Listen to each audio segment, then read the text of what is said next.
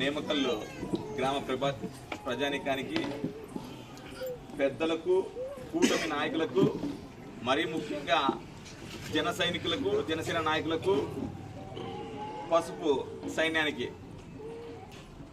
నా హృదయపూర్వకమైనటువంటి కృతజ్ఞతాభినందనలు.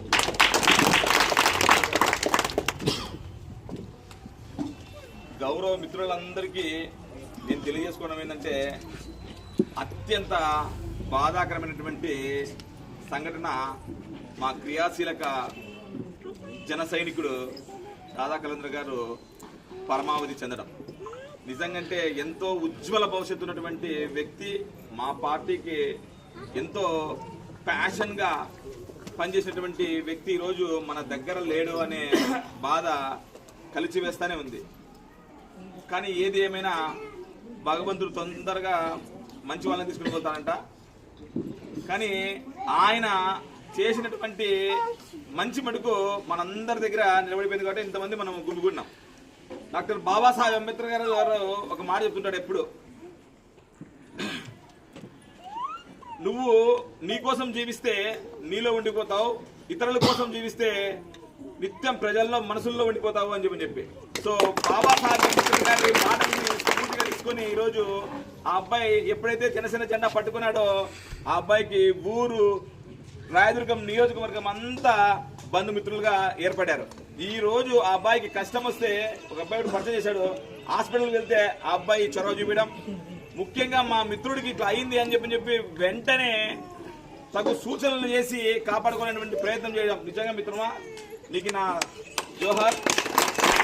ఇలాంటి సామాజిక బాధ్యత ప్రతి ఉండాలా. ఎంతసేపు ఉన్నా మా అమ్మ కోసము, మా నాన్న కోసము, నా ఫ్యామిలీ కోసం బతాననేదే కాదు, మన ఊరి కోసము, మన జిల్లా కోసము, మన రాష్ట్రం కోసం కూడా బతకాల. దాంట్లో ప్రధానమైన వ్యక్తి అలాంటి వ్యక్తులలో ఉజ్వల భవిష్యత్తుని పక్కన పెట్టేసి తన అచంచలమైనటువంటి జీవితాన్ని, సినీ జీవితాన్ని పక్కన పెట్టి ప్రజా జీవితంలోకి వచ్చాడు కొణిదెల పవన్ కళ్యాణ్ గారు. మీ అందరికీ తెలిసింటుంది, రైతే రాజు, అన్నం పెట్టే రైతన్న ఆత్మహత్య చేసుకుంటే నేనున్నాను అని చెప్పి రాష్ట్ర నలుమూలలా తిరిగి ప్రతి కుటుంబానికి ₹1,00,000 తన సొంత నిధులు దగ్గర అంటే 30 కోట్లు ఇచ్చినటువంటి కర్ణుడు ఎవరైనా ఉన్నారంటే ఆశామాషి విషయం కాదు. అందుకే ప్రజలు కూడా ఆయన చూశారు. గత 2019 ఎలక్షన్స్ లో ఓడిపోయినాడు, కానీ అందరికీ ఒకటే చెప్పాడు, నేను ఓడిపోయిండొచ్చు కానీ ఎక్కడే కానీ ఆగలేదు అని చెప్పి తన అద్భుతమైనటువంటి పోరాట పటిమతో ఈరోజు ఆయన ప్రస్థానం కొనసాగిస్తూ ముందుకు వెళ్తే అలాంటి విజయం కాదు, రాష్ట్రంలోనే కాదు దేశం సైతము హర్షించదగినటువంటి 2 దిగ్గజాలని కలిపినటువంటి వ్యక్తి మోడీ గారిని, చంద్రబాబు నాయుడు గారిని కలిపి కూటమిలో అత్యున్నతమైనటువంటి కీలక పాత్ర పోషించి ఈరోజు ఎన్డీఏ కూటమి విజయానికి నిజంగా ఒక అర్జునుడు లాగా నిలబడినాడు. అసలు కదా, ఏది ఏమైనా ఆనాటి వైసీపీ పాలనని ప్రారంభోలి ఈరోజు అద్భుతమైనటువంటి జనరంజక పాలన. మననే మన గౌరవ ముఖ్యమంత్రి, దార్శనికమైనటువంటి నేత శ్రీ నారా చంద్రబాబు నాయుడు గారు మన గ్రామానికి రావడం అంటే ఆశామాషి విషయమా? వస్తూనే వరాల జల్లులు కురిపించారు. అదే మనం కనుక ఆ రాక్షస పాలన ఉండింటే ఏమైనా అయితేనే అయ్యే కాదు. చూడండి, మీరు బాగా ఆలోచన చేయండి. వీటన్నిటికీ కారణం ఏందిరా అంటే, తన భవిష్యత్తుని పక్కన పెట్టి ప్రజా జీవితం, ప్రజలకు ఏదో ఒకటి చేయాలా, నా సినిమా టికెట్ కొనుక్కొని నన్ను ఇంత పెద్ద హీరోని చేశారు, అలాంటి ప్రజలకు ఏదో తిరిగి ఇవ్వాలని చెప్పి ఆలోచనతోనే ఆయనకి అదేదో చూడండి, తనను తాను తగ్గించుకొని హెచ్చింపబడ్డాడు. నిజంగా 24 సీట్లు అంటే మళ్ళా 3 సీట్లు తగ్గించుకొని, 3 ఎంపీ సీట్లు అంటే మళ్ళా ఒక ఎంపీ సీట్లు తగ్గించుకొని, కానీ ఈ రోజు ఆడు తగ్గినాడే అని చెప్పి మేమంతా బాధపడినాం. కానీ ఆయన ఆ రోజు బీజేపీ కోసం తగ్గడం వల్ల ఈ రోజు విశాఖ స్టీల్ నిలబెట్టుకోలేదా? ఆ రోజు మనం త్యాగం చేయకోకుండా కూటమిలో బీజేపీని కలపకపోతే 11,000 కోట్లు వచ్చేవే మనకి. సో మనం గుర్తుపెట్టుకోవాల్సింది ఏంటంటే అంటే, త్యాగం ఎప్పుడు గొప్పది, త్యాగం ఎప్పుడు చాలా చాలా గొప్పది అని అనుకుంటాం. మనం ఊడిపోయిందే, మనకి రాలేదే అని చెప్పి అలాగే కాదు. చూడండి, పవన్ కళ్యాణ్ చూడండి, తనను తాను తగ్గించుకున్నాడు, చాలా చాలా హెచ్చింపబడ్డాడు. సో ఏది ఏమైనా అలాంటి ఆలోచన విధానంతోనే ముఖ్యంగా ఏ పార్టీకైనా కార్యకర్త జెండా పట్టుకుంటే ఆ జెండా పట్టుకున్న కార్యకర్త భద్రత భవితవ్యం కూడా ఆ నాయకుడు తీసుకోవాలనేటువంటి అద్భుతమైనటువంటి ఆలోచనతోనే సభ్యుత్వం. ఏది ఏమైనా మధ్యతరగతి కుటుంబానికి 5 లక్షల డబ్బులు అంటే ఆశామాషి విషయమా? 5 లక్షల రూపాయల డబ్బులు అంటే బ్యాంకులో ఎఫ్డీ చేసుకున్నా కూడా మినిమం ఒక 3 నుంచి 4 వేల రూపాయలు వస్తుంది. అది ఒక కుటుంబానికి ఒక ఆర్థిక భరోసానే కదా.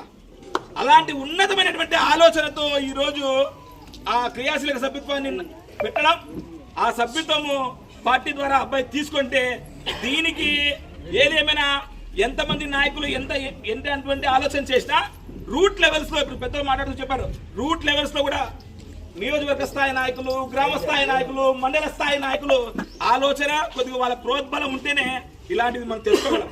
ఈరోజు చంద్రబాబు నాయుడు గారు వచ్చారంటే నిజంగా కూటమి నాయకులు అందరూ ఎంతో కష్టపడితేనే ఇటు వచ్చింటాడు. చంద్రబాబు నాయుడు వచ్చింటాడు ఏంటి మన ఊరికి రారు. అలాంటిది ఇతనికి 5 లక్షల రూపాయల చెక్ వచ్చింది అంటే నిజంగా దాని వెనకాల, ఆ కృషి వెనకాల ఒక వాలంటీర్ ఉన్నాడు. ఈ సభ్యత్వం తీసుకోవాలని చెప్పి ఆ అబ్బాయి పేరే నిజంగా ఈ అబ్బాయికి లింకులు పంపించడానికి కారణం మండల అధ్యక్షుడు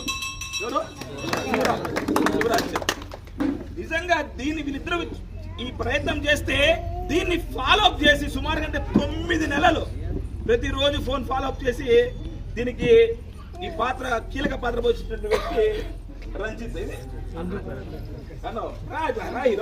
ఆశమాసి విషయం కాదు. 9 నెలలు ఎలక్షన్ టైం కదా. ఎలక్షన్ టైంలో అందరూ రాజకీయ నాయకులు ఎలక్షన్ మీదనే ఫోకస్ పెట్టింటారు, ఇలావన్నీ పట్టించుకోరు. కానీ ఖచ్చితంగా రావాలా అనేటువంటి ఆలోచనతో ఆయన చేస్తే, మరీ ముఖ్యంగా ఇక్కడ ఒక వ్యక్తి గురించి మాట్లాడుకోకుండా మనము నా ప్రసంగాన్ని ఆపలేను. ఎంత ప్రయత్నం చేసినా నియోజకవర్గానికి ఒక సుప్రీం ఇన్ఛార్జ్ అనే వ్యక్తి ఉంటారు. ఆ ఇన్ఛార్జ్ అద్భుతమైనటువంటి పోరాట పటిమ కనబరిస్తేనే ఇలాంటివి సాధ్యమవుతుంది. ఈ విషయంలో చాకచక్యంగా పార్టీ పెద్దలతో, జిల్లా అధ్యక్షులతో కానీ రాష్ట్రంతో కానీ సమన్వయపరుచుకొని ఖచ్చితంగా రావాలా అని చెప్పి ఎట్టకేలకు 9 నెలల తర్వాత పోరాటం చేసి ఈ చెక్ తెప్పించినటువంటి ముఖ్యమైన వ్యక్తి మటుకు మన ఏదో చెక్ ఇచ్చినామా ఊట అయిపోయినామా అనేది కాకోకుండా ఈ చెక్ ఇస్తూ మళ్ళా ఎందుకు ఊరికి వచ్చి వాళ్ళ ఇంటికి వచ్చి వాళ్ళ ఇంట్లో వాళ్ళని పరామర్శించి గ్రామ పెద్దలందరి ఆశీర్వాదం తీసుకొని రాబోయే రోజుల్లోనూ కూడా పెద్దలారా మమ్మల్ని ఆశీర్వదించండి, మా కూటమి ప్రభుత్వాన్ని ఆశీర్వదించండి. మేము జెండా పట్టుకొని మాత్రాన ఓట్లు వేయించుకున్న మాత్రాన మా ఇంట్లో కూర్చునే వాళ్ళం కాదు. ఖచ్చితంగా అంటే ప్రతి ఒక్కరికి భద్రతగా భరోసాగా ఉంటామని పరామర్శించడానికి వచ్చింది జనసేన పార్టీ. రాబోయే రోజుల్లో కూడా మీ అందరి ఆశీర్వాదం ఇలాగే మా కూటమి ప్రభుత్వం పైన ఉండాలా. మరీ ముఖ్యంగా యువతీ యువకులందరికీ నేను విన్నవించుకోవడం ఏంటంటే, ఖచ్చితంగా అంటే హెల్మెట్ లేకుండా పోద్దాన్ని ఎక్కడికే. కానీ మ్యాక్సిమం 2 వీలర్లో పోతే, మన సాయిధరం తేజ్ యాక్సిడెంట్ కూడా చూశారు మీరు. సాయిధరం తేజ్ ఈ రోజు మన దగ్గర ఉండేవాళ్ళు కాదు, కానీ ఒక హెల్మెటే కాపాడింది. ఆ హెల్మెటే లేకపోతే ఏం జరుగుతుందో తెలియదు. కానీ మన జీవితం తిరిగితే రాదు మిత్రులారా. ఇది సుత్తు అనుకున్నా పర్లేదు, కానీ నా హంబుల్ రిక్వెస్ట్, తల వంచి అందరినీ అభ్యర్థిస్తున్నా, హెల్మెట్ పెట్టుకుని వాడండి. లేదంటే మనకు ప్రాణాలు పోతే, ఒక ఫ్యామిలీకి ఒకరు పోతే ఎంత ఇబ్బంది అంటే అంత ఇబ్బంది.